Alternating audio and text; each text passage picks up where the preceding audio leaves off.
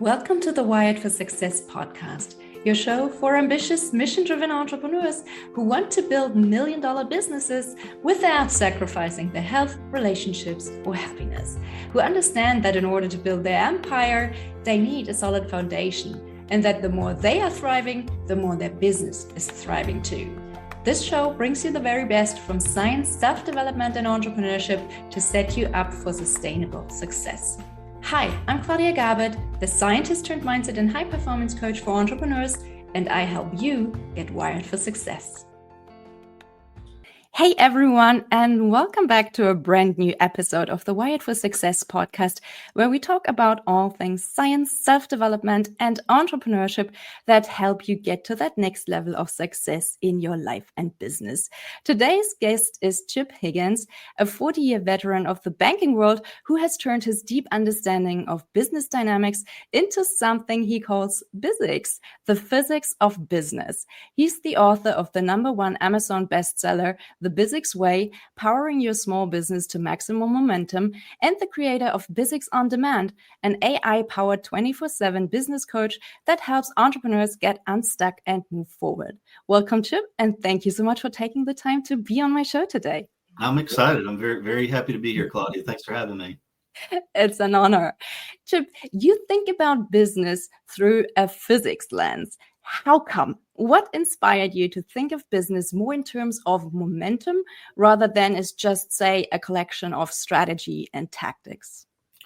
Yeah, there's so many factors to it. I wasn't a great science student in high school, and I think I had to take one course in college, so I'm not really a scientist. But there were certain lessons that just stuck with me, and momentum is such an easy equation to remember: mass times velocity. And we see it all the time. And I think that's another part is we understand momentum innately just because we walk through life in a physical universe. But I think the kind of the trajectory of the book is that over 40 years in the banking industry, I saw a lot. I observed companies doing well, not doing well, being stuck. And I kept having this kind of image in my mind about momentum.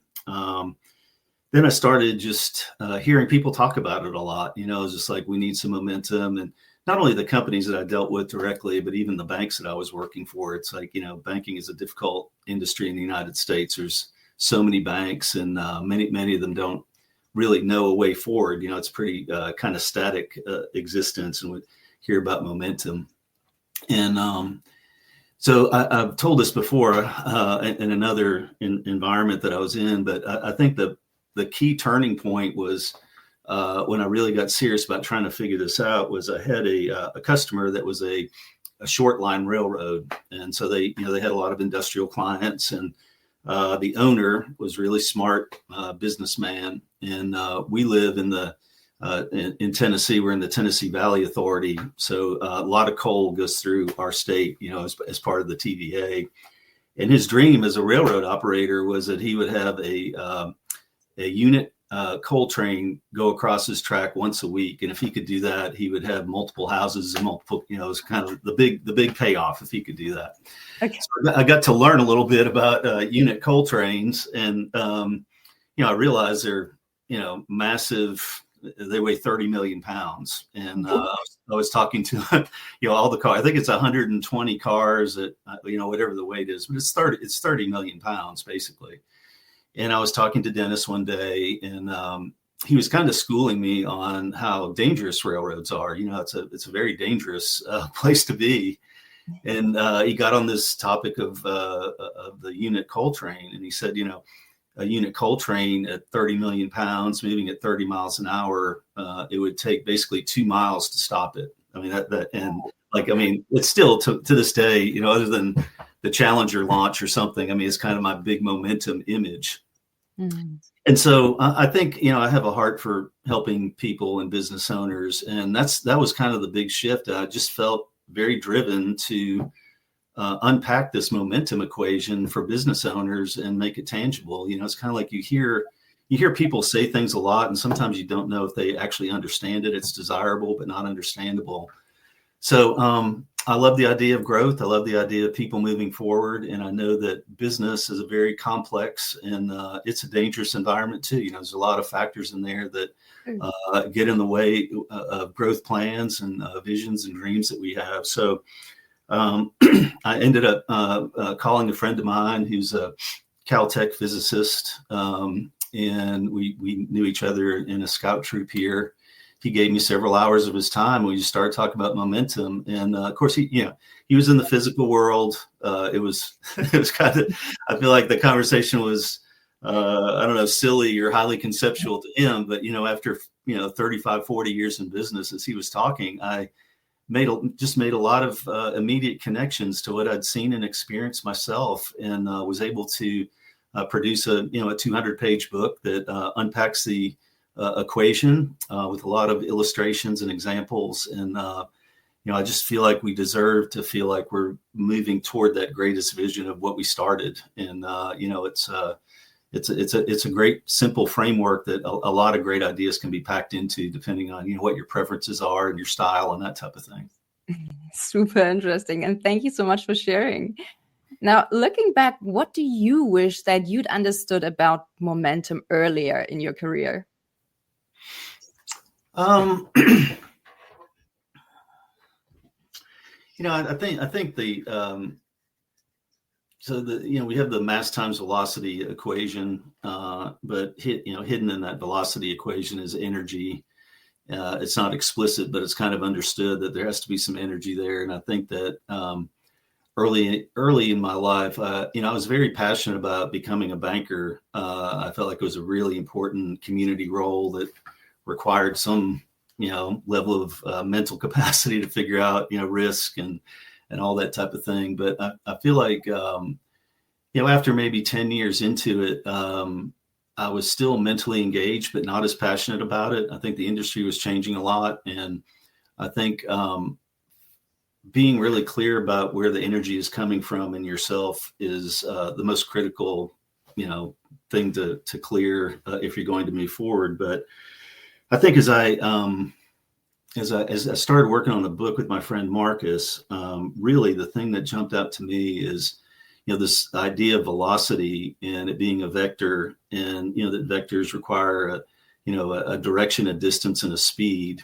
And I don't know that I was always astute enough to manage my life that way, that I had a clear direction that I was pointed in, and something that I wanted to accomplish in a particular time frame. And I feel like I was really accepting of things that were coming my way, latching onto it, and just saying, well, I can, I know who I am. I can do this much for that cause or this cause. And, something changed, probably, becoming middle-aged, that, it's like you have to find a purpose and something that you're working toward. And now I just think about that all the time. It's where are we going? How fast do you want to get there? And I think it aligns so well to like early stage entrepreneurs about the maintaining the passion and the wonder of your dream, but being tempered enough by reality of understanding how far you can go and how fast.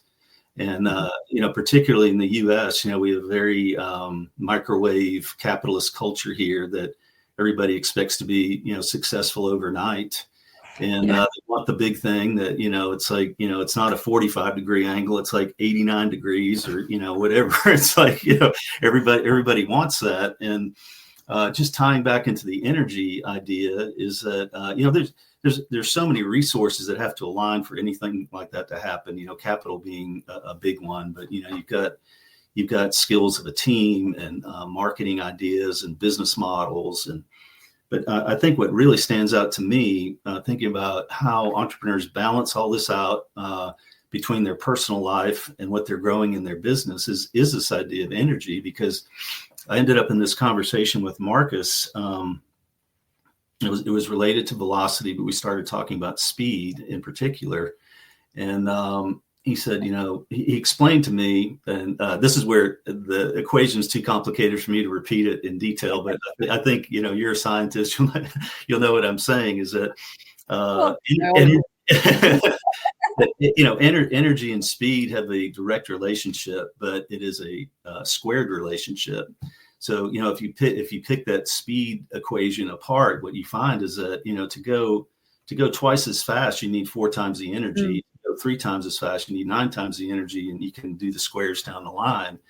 And I think that being realistic about how far you want to go and how fast really factors into your wellness, your personal wellness and balance in life, that you haven't signed up for a business plan that will absolutely tax you and your entire family to the point of exhaustion. I think is a really, really important lesson for any entrepreneurs. Like, what are we capable of and still having a life? And I think there's a certain amount of emotion that just goes into starting a business. I think most people that start a business are extremely committed and passionate about something, but there could be a point where, the emotion of starting it overrides the planning required to decide whether you have the resources it's going to take, the time it's going to take, the financial commitment it's going to take, and do you have the staying power to kind of endure that while you're getting it started? Yeah. And I mean, there's always the planning fallacy. So it always takes longer than you expect, right? And it always costs more than you expect. So you kind of have to figure that in. Now, if we think of business as a system of energy and motion, what's the equivalent of gravity or friction that slows entrepreneurs down? Oh my gosh. Yeah. Actually, my book is 8 chapters, and I think I have 6 chapters that are directly aligned to this equation. So I've got one on energy, I have one on velocity, I have one on net force, which is probably what we're talking about here. With your question about friction, that there's a lot of forces out there, mass, and one on inertia, and then one about sustaining momentum. But there's actually an explicit standalone chapter on friction. And, I think in that chapter, one of the things we talk about is that, we'd be lost without some level of friction, and if we weren't able to get a grip on the ground outside, we'd be flat on our face all the time, so there's a certain amount of friction that is very healthy. And then there are friction points that are very destructive, that create tremendous heat, the heat we don't want, that'll burn things up.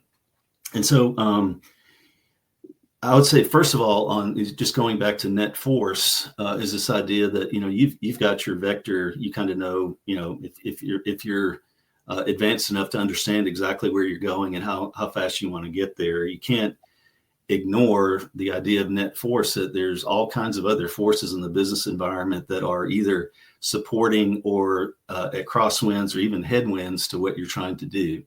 And, that is economic environment, political environment, preferences, socioeconomic trends. I mean, there's so many things you have to consider about how that's going to impact your business model. And to me, that is really, they're all obstacles that will change your trajectory that you're on.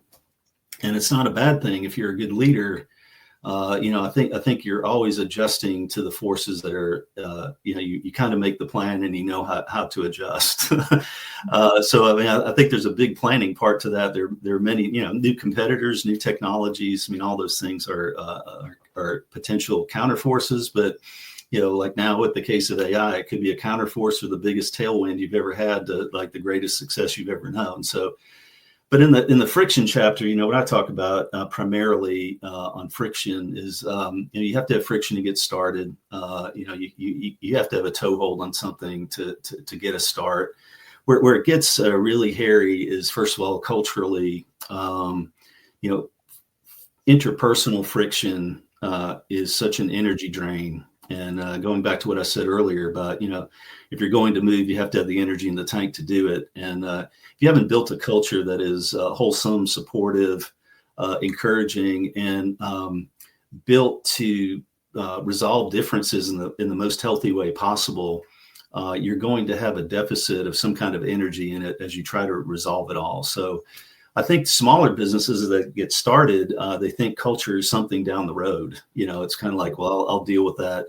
But I feel like going in, if you have a great idea about how your culture will allow energy to flow freely through your operation.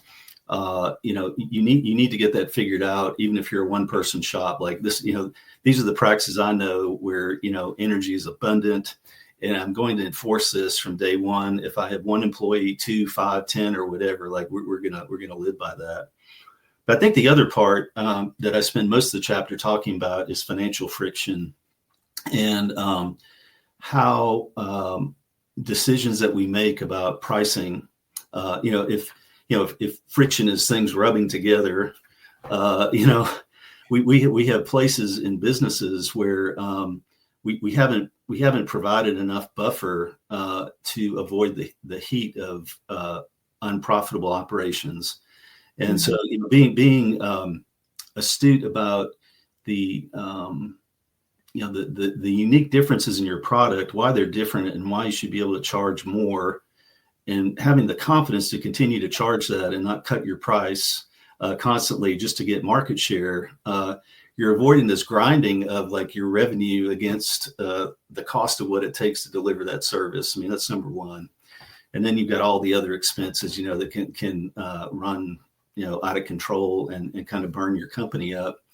But also just this constant attention on liquidity in your company, and out of the gate, as you're bootstrapping, you're borrowing from relatives, you're tapping into retirement funds, or whatever it is, that you've got a very realistic view about how fast that money will go and how you manage it on a regular basis of how you're billing people, how you're paying people. That an entrepreneur can never let go or let up on the whole idea of managing cash in your business and managing liquidity.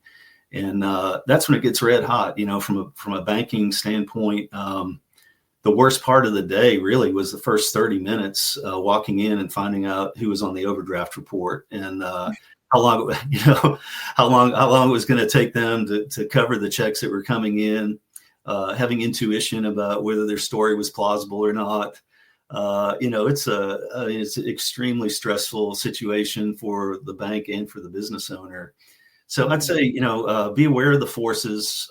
You've got to have the right vector for yourself, but you have to be really aware of the environment that you're in. But on a day-to-day basis, it's about rewarding the product or service that you've decided to bring to the market with a good price that gives you a margin that allows you to be profitable. And if you're a profitable enterprise, it solves so many things. Sure.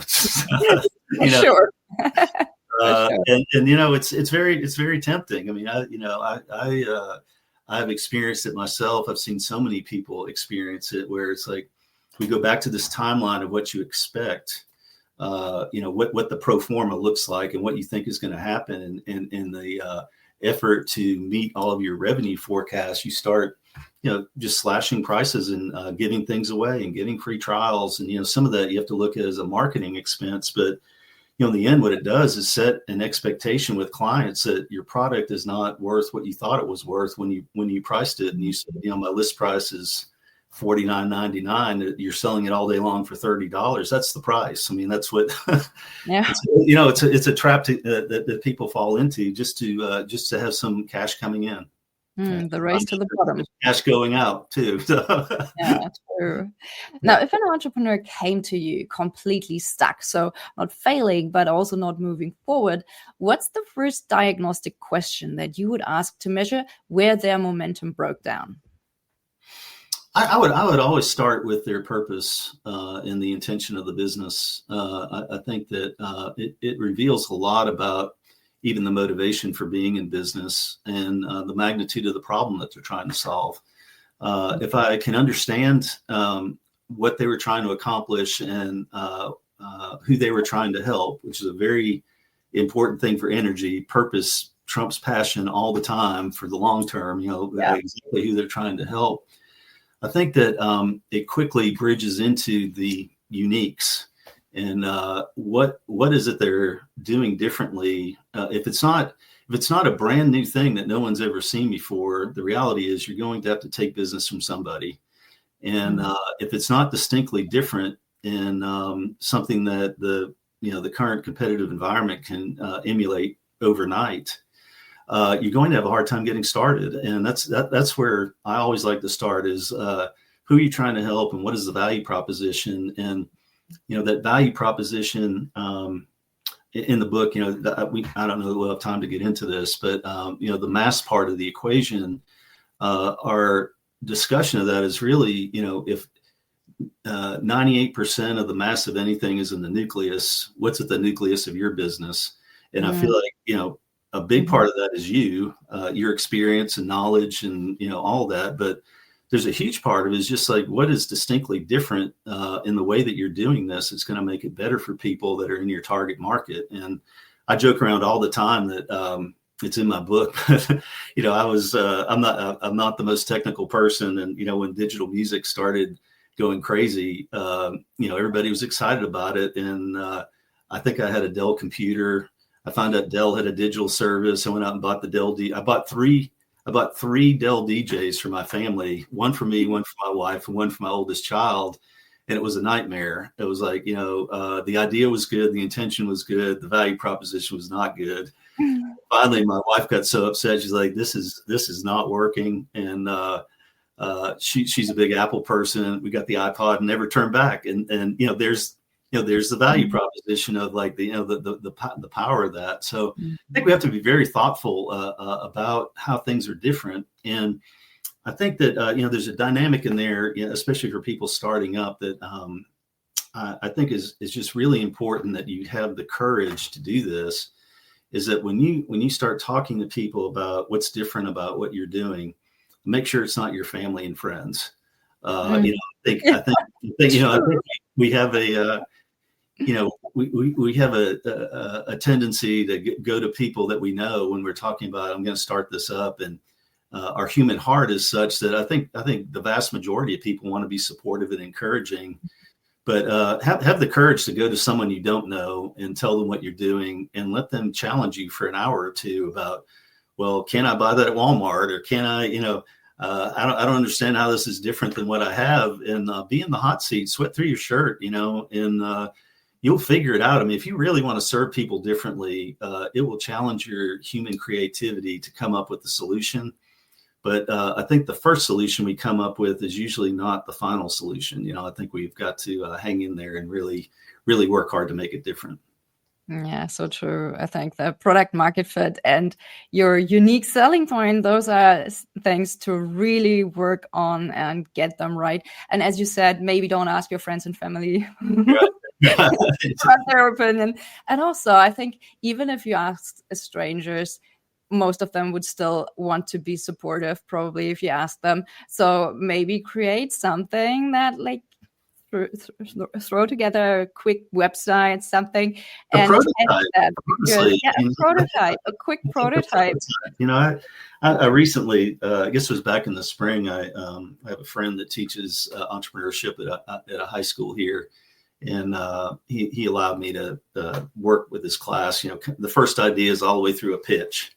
And when I got to that pitch, I was just shocked at how many of those kids had prototyped things out with like 3D printers and things. It's just it's amazing, how far you can get to show people exactly what it is you're trying to do, and they can understand the benefits when they see it in person.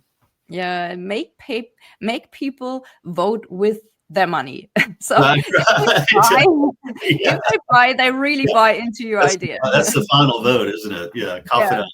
Absolutely, because they can say supportive things all day long, but what they do in the end, if they buy your product or not, that's going to decide the fate of your business. Yeah, I agree 100%.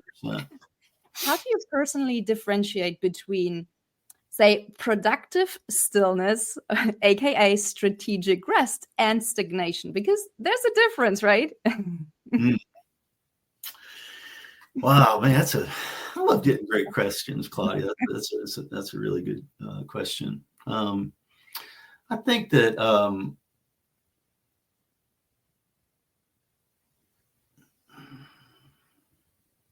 in the context of the book, I think I would put it this way: that I spend that first chapter, I talk a lot about potential energy and kinetic energy, and kinetic energy is energy in motion, but we all have energy. I think that when you are in a resting state, but moving towards something that's really important to you, you still have a tremendous sense of energy about what you're trying to accomplish. Mm-hmm. I think, first of all, I want to say that is like extremely important to anybody pursuing a big dream. You've got to have the space. I mean, that's another margin that we need. The friction in our lives of constantly being in it and never taking time to think about it. But I think we inherently notice the energy when we are resting and moving towards something versus being stagnant. Mm-hmm. And I just think that the inner work of an entrepreneur is equally important to the external work of what you decide to do. Totally. And that's a whole other set of obstacles that we could talk about, friction points about worthiness of your goal, about, shame that you're carrying with you, about, there's so many internal hurdles that you have to cross for a lot of people before you get out in the market and get into the game. But paying attention to that inner self is so important, because these are the things that you notice. It's just like, I'm not, it's not that I'm resting. I just don't care. I just don't care anymore. And, it's a big, when I was in the banking industry, it was a big flag to me to observe people as we talk to them about lending requests. And energy is palpable. I think there's so many signals about human beings, about their energetic state toward things. And if I walked out of a meeting that was very flat and spreadsheet driven, it was almost a red flag to me. Like they've run out of a sense of purpose toward what they were working on in the beginning. And if they don't invest a lot of other time reinventing themselves, this is going to be kind of a downward spiral. And so that self-awareness is critical. I hope that answered your question. Did I answer that? Yeah. You did. I've got another philosophical question. Oh, okay. Change my books back here. Get my philosophers out. How much of the momentum in the business world comes down to luck, and how much do you think can actually be engineered? Because I've seen people get lucky. I mean, I have a story in my book about this guy that we had a customer, and he did tabletop books, like these books that nobody ever opens, but they look good on your coffee table. Coffee table. They're all regional, Southern, kind of the barns of Tennessee or whatever. And out of the blue, this guy brought him a book and said, I know you're a publisher, and would you take a look at this and publish it for me? And it ended up being the Life's Little Instruction book by, is it Jackson Brown, I think was his name. Anyway, it went on to sell like 15 million copies.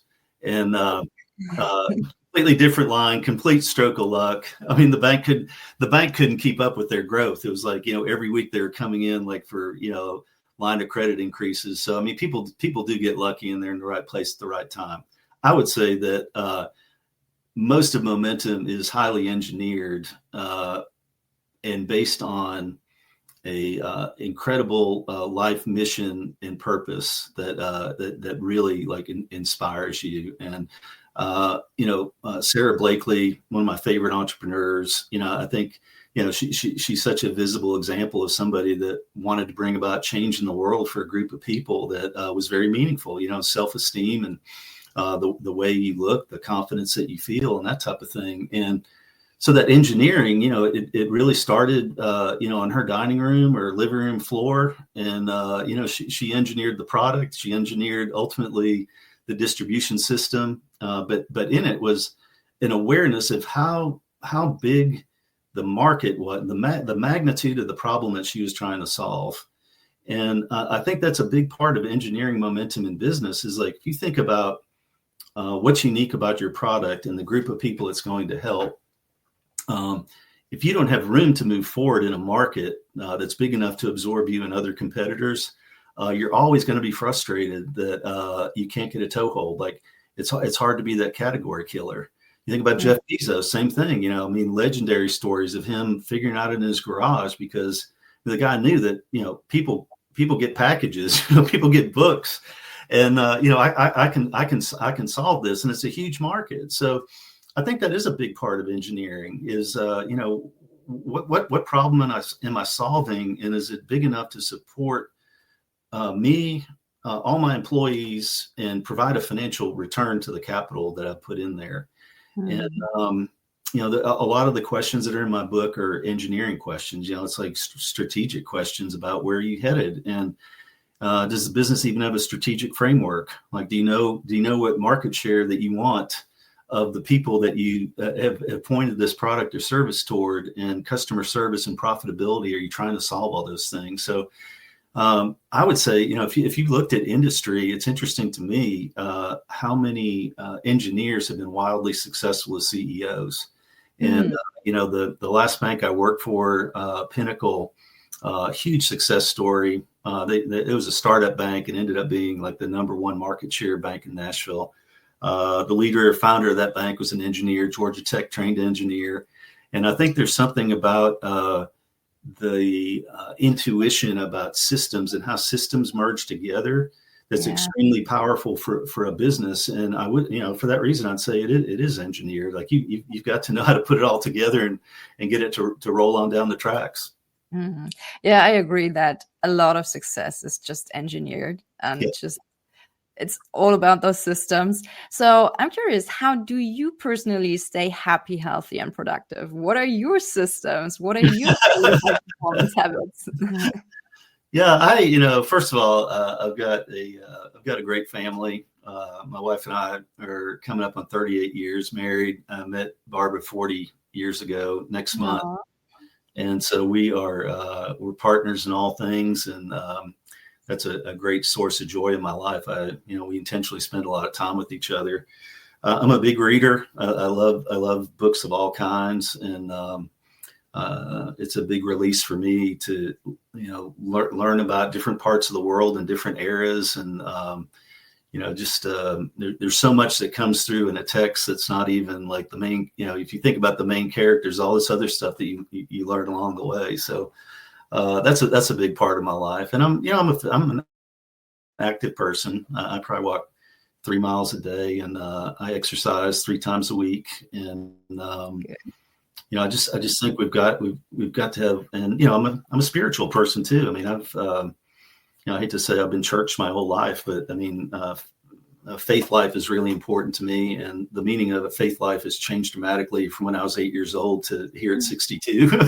But I think it's a much healthier version now at 62 than when I was, you know, being taught by the nuns, and when I was 8. You know, it's just a different experience and sensitivity to the way things are connected in the world and how we're all connected to each other. So that's where I get the balance. I mean, it's great to be a family man. I tell people all the time, being a parent's the best job I ever had by far. And I mean that and continue to feel that way. It's also one of the hardest, I feel. Yeah, right. Yeah. So we have one grandchild. She was born back in April. And I used to tell my son that all the time. I was just like, it's the best job I've ever had, but it's the hardest job I've ever had. Yeah, absolutely. When you think about your legacy, what's the one lesson that you hope entrepreneurs, say 20 years from now, will still be learning from the Bizzics Way? This is a funny, not funny, but it's an interesting question that I think my answer to this is rooted in something that comes up a lot when I talk to people about my book. And you know, people say, you know, that's a really interesting metaphor that you put out there. And I'm bold enough now to tell them that it's not a metaphor, that I completely believe in the idea of universal laws. And you know, I think that when you take something like momentum that is proven over and over again in all scenarios, and we understand it by looking at it, you know, whether in our car or, you know, we're sledding down a hill or on roller skates or whatever, we totally understand that. I mean, if you can get to that point that you really embrace the idea that even your business is subject to these laws and understand how those pieces fit together, you're going to save yourself a lot of pain and heartache. I mean, sometimes I wonder if entrepreneurs like being in pain. It's like, I figure out you're going to have a great story at the end, and this is going to be brutal. I would rather not be brutal. And I just believe that, if you follow these laws, that you have a much better chance of surviving than someone that's just trying to figure out as you go along. And I think that's what troubles me the most about my experience in banking and career is that I think people's visions and dreams are really kind of sacred things. They're very they kind of speak to the essence of people about what they know and what they care about, and they want to get started in using what they have to bring about something great for people. And still, 40 years ago, when I started in banking, you had a 50-50 chance of making it. And after 5 years, only half of the people are going to make it. And I think it's, now it's like only 2 out of 10 will make it past 10 years. Ooh. And I think that's my, I don't know what the right number is. There's always free floating risk in the world, but I feel like it, for you to invest in something, your whole self, not just your finances. I'm just a bit of a dreamer about making it better than a 50-50 chance. And I just think if we respect a law like momentum and understand it and really work hard to have all the fundamentals right in our business around that, it's really just a foundation that we continue to build on as the business grows. I mean, if you're, it's like Nashville's a boom town. You watch all these buildings here, and it's like, you don't see anything for months because it's all foundational. It's like it's the excavation, it's the support, and then all of a sudden, boom, you got a 35-story tower that seems to come up overnight. And I think that's how it is with business. It's there's so many foundational things that you can master before you get started. The mindset toward planning, innovation, the expectation of what's going to happen. Spend the time on the front end and just understand how momentum works in business. And I think your odds are going to go up significantly. The worst thing in banking when you're getting loans approved, the worst thing you could say to a credit officer is, we've taken all the risk out of this deal. I mean, it was almost an automatic decline if you were that silly to say that to somebody. So I'm not going to say you're going to take all the risk out. There's going to be plenty of risk in there, but I think you have a lot of universal time-tested ideas to apply in your business. It's going to really increase your chances of making it. Yeah, and I agree that momentum is just such an important concept, not just in business, in life in general. Your health, for example, is just the same. You could apply it to health as well. So last but not least, where can our listeners find you online if they would like to learn more about you or connect with you? Oh, thank you for that. Yeah, definitely. I my main business website is just Bizzics.com, Bizzics.com. And on that site, I know we don't have time to talk today about it, but there's a section on there for my AI agent called Bizzics On Demand. You can read all about that on that site. I enjoy speaking about this topic in public, and I've got a personal website, just chiphiggins.com. And I would love to talk to anybody about coming and speaking to a group, when the time is right. So chiphiggins.com, Bizzics.com. I'm on LinkedIn. Feel free to connect with me. And I'm actually, just a very accessible person. I think that's important in life. So if you ever just want to reach out by email, it's just chip.higgins@bizzics.com, and we can find a way to chat or just exchange emails about what you're working on. But please pick up the book. It's on Amazon. I've got hard copy, audio, and Kindle version. So it's very accessible. And I will say this too. I think sometimes in startups we get overwhelmed by the paperwork. It's like, have all these things you're supposed to complete. I think this mindset towards momentum ought to come before the paperwork.